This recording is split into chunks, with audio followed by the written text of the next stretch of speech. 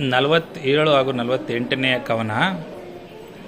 ಬಾಯಿ ಹೋ ಫಲ್ಗುಣನ ಹೊಗಳುವ, ಬಾಯಿ ಹೋ ಫಲ್ಗುಣನ ಹೊಗಳುವ, ನಾಯಿಗಳೇ ಏನಾಯಿತು, ನಾಯಿಗಳೇ ಏನಾಯಿತು, ಕೌತುಕ ವಾಯ ಕಿವಿದರ ಪಕ್ಷಪಾತವ ನೋಡೆನುತ್ತಾ ಸಾಯಕವ ತಿರುಹುತ್ತಲ ಕರ್ಣಾಯ ತಾಂಬಕ ನೆಡೆಬಲದ ಕುರು ರಾಯನುಜರ ಮೇಳದಲ್ಲಿ ಹೊರವಂಟನ ಕರ್ಣ. ಅಂದರೆ ಆಗ ದುರ್ಯೋಧನನ ತಮ್ಮಂದಿರೊಡನೆ ಕೈಯಲ್ಲಿ ಬಾಣವನ್ನು ತಿರುಗಿಸುತ್ತಾ ಕಣದ ಕಡೆಗೆ ವಿಶಾಲಾಕ್ಷನಾದ ಕರ್ಣನು ಬಂದನು. ಬರುತ್ತಾ ಅರ್ಜುನನನ್ನು ಹೊಗಳುವ ನಾಯಿಗಳ ಬಾಯಿಗೆ ಒಡೆಯಿರಿ, ಅಂತಹ ಮಹತ್ತಾದದ್ದು ಏನಾಯಿತು, ಇದು ವ್ಯರ್ಥವಾದ ಪಕ್ಷಪಾತ ಎಂದನು.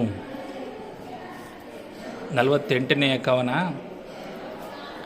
ಗುರುಗಳಿಗೆ ಕೈ ಮುಗಿದು ಶಿರದಲ್ಲಿ ತರಣಿ ಮಂಡಲಿಕೆ ಕೆರಗಿ ನೋಡುವ ನೆರವಿ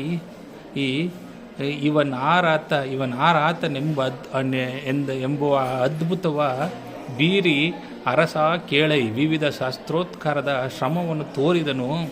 ಕರಿತುರಗ ರಥ ವಾಹನದ ಶಿಕ್ಷಾವಿದ್ಯೆಗಳ ಸಹಿತ. ಅಂದರೆ ಗುರುಗಳಿಗೆ ಕೈ ಮುಗಿದು ಸೂರ್ಯಮಂಡಲದ ಕಡೆಗೆ ತಿರುಗಿ ತಲೆ ಬಾಗಿದನು.